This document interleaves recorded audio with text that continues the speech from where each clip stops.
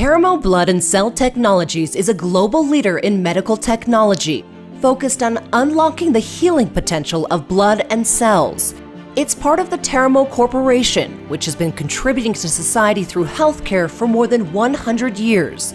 Based in Lakewood, Colorado, and operating globally, Terumo Blood and Cell Technologies employs 7,000 people to provide innovative medical solutions in nearly 140 countries and regions. In this interview, we'll be talking to the company's CEO and president, Antoinette Gawin, about her experiences as an independent female leader. Antoinette will also provide an insight into the company's success, its innovative technology, and how it has successfully collaborated with employees and external business partners. I'm Molly Hendrickson. Molly, Antoinette Gawin. So nice to meet you. Likewise. Thanks for coming to our campus. Yeah, it's a beautiful place. Excited to get started. Likewise. All Let's right, go. Let's do it.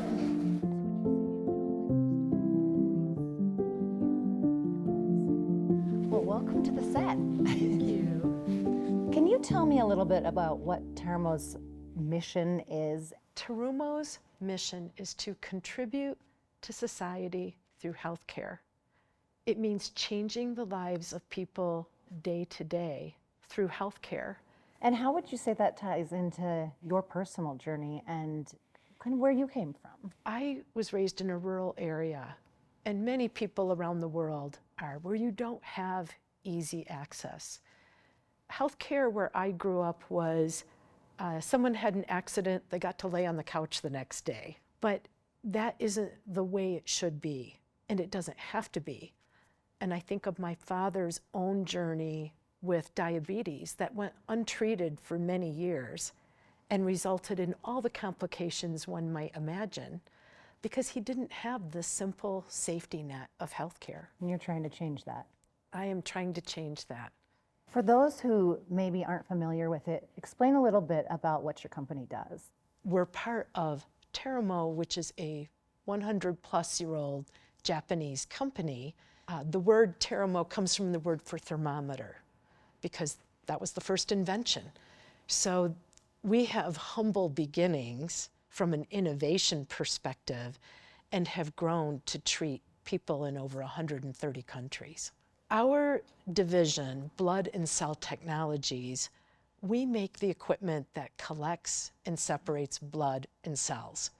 So if you know anyone who's ever donated, had a stem cell transplant to treat cancer, that is done on our equipment. So can you give me some examples of how collaboration has impacted treatment options? One great example, we have our platform treats sickle cell disease. So an excruciatingly painful disease that means you've inherited this sickle cell shaped blood cell. We can pull that out and replace it with a healthy red blood cell. So many people battling this disease find this treatment as a matter of last resort. They're on their last leg when they could be living full, healthy lives at the beginning. Our equipment is used to actually not just collect the cell so they can do their analysis. We have separate equipment that actually grows the cells into a therapeutic dose and other equipment that washes the cells. But think of this fragile yet powerful thing, right? One cell, one genetic marker. That's the power of collaboration because you can't do that on your own. And we connect a lot of those pieces together. So let's talk a little bit about what COVID was like for you. You guys couldn't just shut down your company. You actually had to ramp things up a little bit. COVID was the definition of uncertainty. We started, as many did, saying, what do we do to keep our people safe? That was the first thing, associate safety. I can't take care of customers or patients or anyone if my people aren't safe. The second was keep the supply chain open. We're shipping blood bags around the world and treatments that are being used to treat sickle cell disease. And the third was, how do I deploy the resources we have today to treat COVID? If you recall, we didn't have a vaccine. We didn't know what it was. So not only did we keep our supply chain open, We were the first company to get an emergency use authorization from the FDA.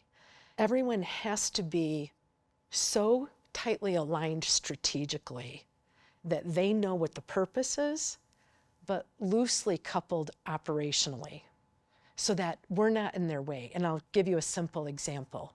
At the beginning of COVID, people started calling me, Antoinette, we're running out of blood and people aren't donating. What are we going to do? I have no idea, but I knew some people who did, and I called them and said, you own this. Your job, get us blood. You have an issue, call me. I don't need to be involved. And every time they called, I just said, what can I do to help, right? I got out of the way. We now have a campaign from the heart. We get blood all the time using that network. But if I were trying to control that, we would have never gotten there. So you had to let go in order to move fast. But that takes a lot of trust as a leader in your people to be able to step back and say, you've got this, right? A lot of leaders can't do that. That is the ultimate art of leadership. We all progress through that. What do I let go of and why? So sometimes we hang on to something because we're good at it and we enjoy doing it. Sometimes we hang on just because it's habit. We've all used the phrase, it's faster to do it myself. That's really not the case, and it's not the effective way long term, because you will get bigger and bigger problems and you will take on more and more. And if you're an empath and a problem solver, there's no end to problems. But if you think of how to work with and through others and what gets them excited and how to use those skill sets and do that faster and be willing to let go a lot sooner, life will be easier and you'll move faster. There is a proverb and it says, if you want to go fast, go alone. If you want to go far, go together. When I think of my leadership philosophy, I believe you can go fast and far if you are together and you are aligned and clear on that purpose. I love that proverb too. As a woman in a primarily male-dominated industry, what challenges have you had to overcome? Those challenges we put on ourselves, or the perceptions. Others are their judgments, where people judge differently because you're female, or they judge you first as a female, the image that they might have. You have to overcome real and perceived slurs, harassment, whatever it is, with competence. It's not always easy. If you feel obligated to call out harassment or something inappropriate while you're trying to present yourself as a professional and be known for your brain, that's always a tension. I think that will never go away. We've come a long way. So since becoming CEO, can you talk about ways that you've implemented change and also fostered growth? One important aspect of change is leadership.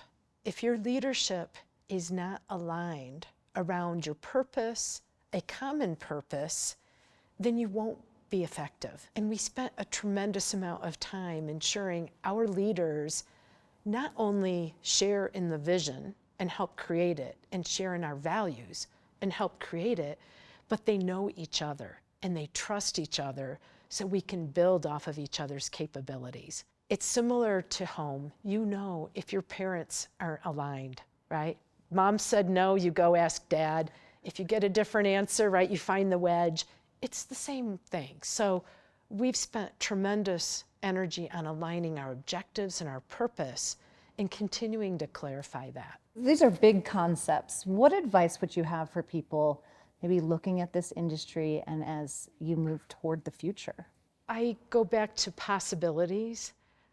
What makes someone from my humble background think I can change global healthcare? I didn't start there, but everything starts with a single step. And you have to have the courage to take that step. As healthcare has evolved and the technology has evolved, we're in a decade where the innovations are permanently curing disease. We have people who have been 10 years free of cancer. Some of our associates are here because their children were on our therapies and they're alive and well today. So we all have a small part to play. And don't think about your job is to cure cancer. I can't do that myself, but we can connect the people who can cure cancer, and we all have a small role to play. Those small acts together create an unstoppable force, and we're here to do that for the next century. A lot of hope in that. Thank you. Thank you.